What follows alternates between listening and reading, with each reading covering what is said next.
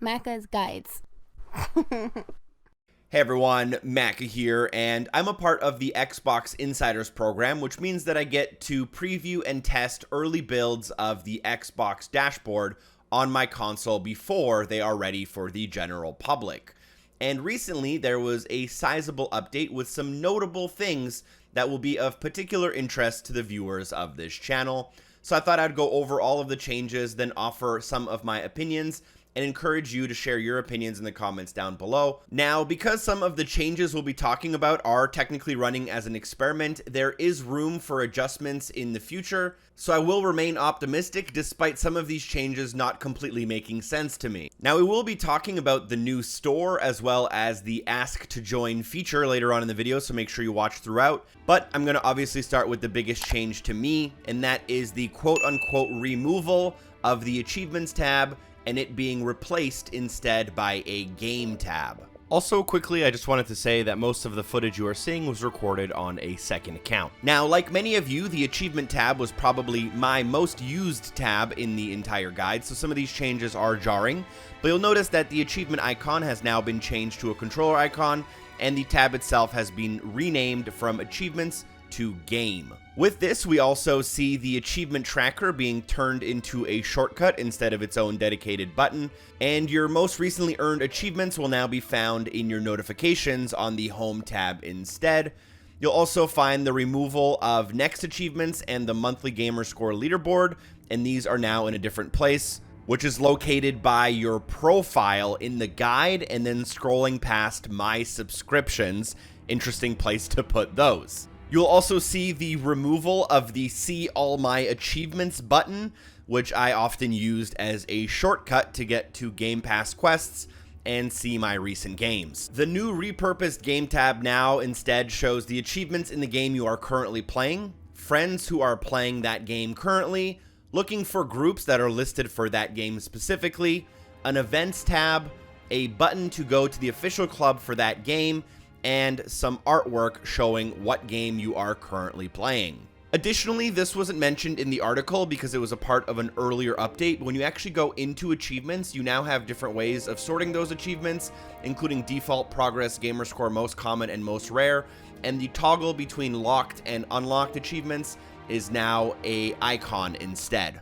Now, obviously, everyone is free to their own opinion, but personally, I would say that I strongly dislike many of these changes.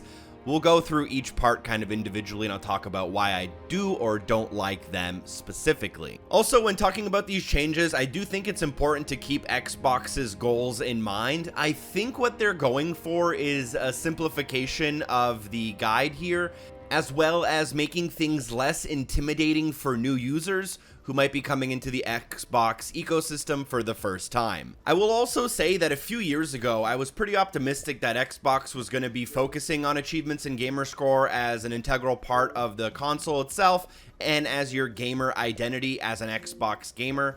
It felt like we were making progress towards more and more features, but recently we haven't gotten any achievement updates, and this kind of does really feel like a step back for the achievement community and for achievements in general on the console. I really hope this is not the first step towards getting rid of them completely. The first thing I will say is I do appreciate the idea of a game tab. For most Xbox gamers who are only playing a few games a year, having a tab dedicated to the game you are currently playing is probably very useful.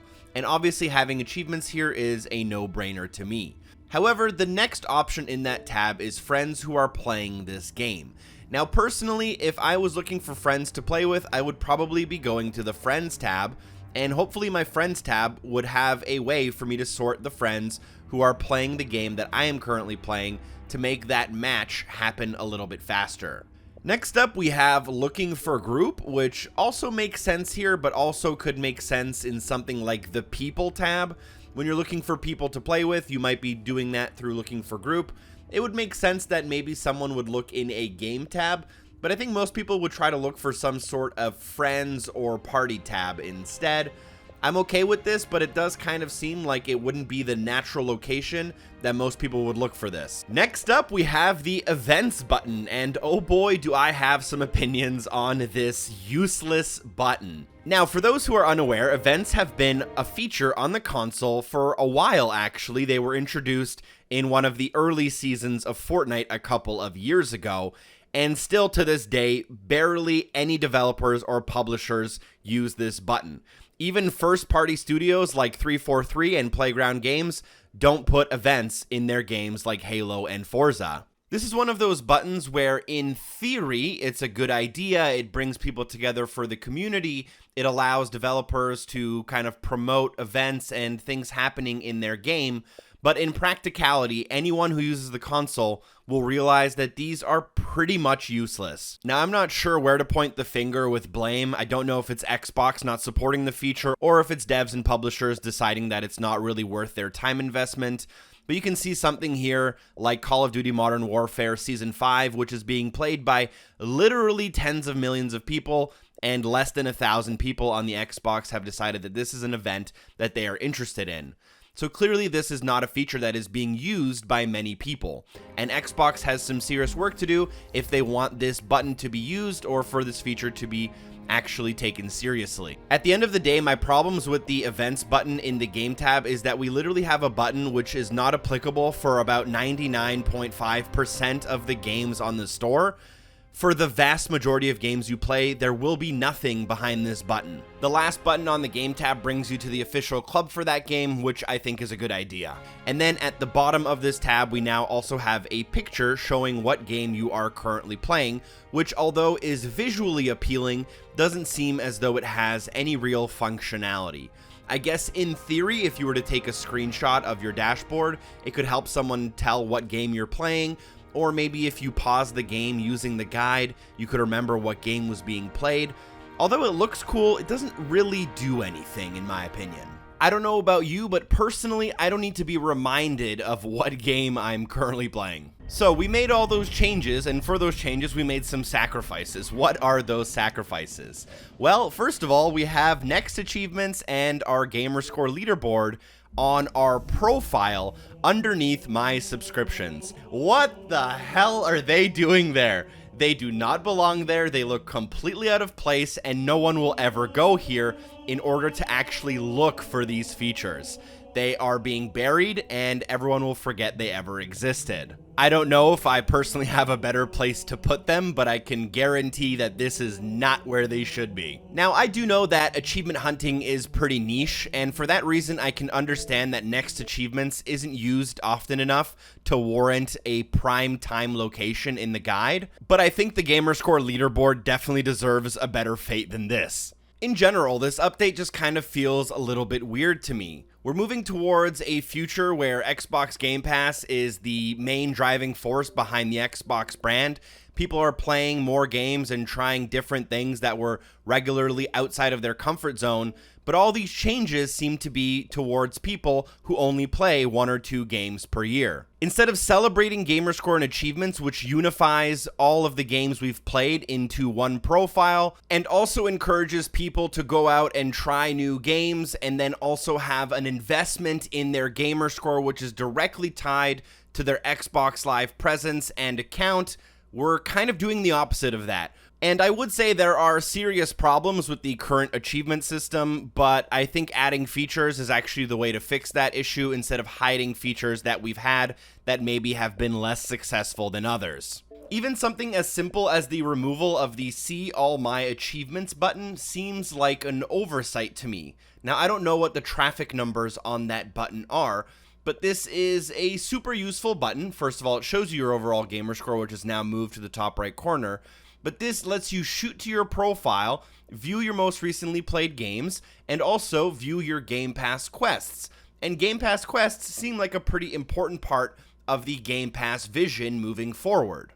It also served as a shortcut to the Gamerscore leaderboard, so we kind of separated all of these features into separate buttons and moved them all over the dashboard, and now it's just way too confusing to find what you're looking for. Not only is this confusing for someone like me who's been using the dashboard for the last 17 or so years, but I think it's equally confusing for someone who is a new user to the Xbox ecosystem.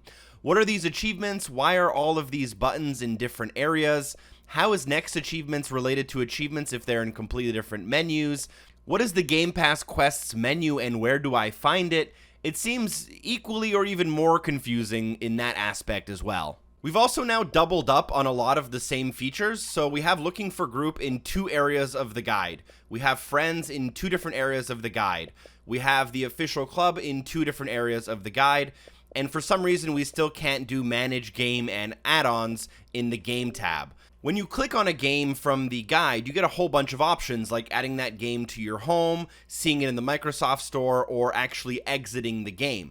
Why aren't any of these functions available in the game tab, where most new Xbox users wouldn't know where to find these options? Now, I am but one person on the vast expanse of the internet, and you, the viewer, are another person on the vast expanse of the internet, and I'm sure you have your own opinions. Now, put in the comments down below in a constructive feedback way what you think is good or bad about this new change, and how you think they could solve some of these problems. Being petty or angry about this won't actually lead to any changes being made. I've talked a lot about this on my stream. I think overall gamer score as an idea is pretty outdated. There are only some hardcore gamers left who care about it in general, and gamer score has been devalued tremendously by the crappy games we see every week. And to combat that, we need stuff like completions being added, and we also need stuff like DLC achievements being separate from the main 1000. I think this will encourage more gamers to go for them. Now that I've ranted about achievements for the last 11 minutes, let's briefly talk about the changes to the store and the Ask to Join feature. With the most recent dashboard update, I've also gotten access to the new store. This is a store I talked somewhat in-depthly about in a separate video, so I won't bore you for too long, but I will leave a link down below.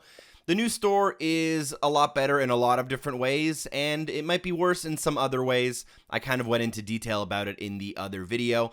But you'll see a completely new design, and you'll see that it works a lot more quickly, and it is a lot more visually appealing. I believe most of the changes in the new store are for the better. However, there are still some formatting issues when it comes to Canadian pricing.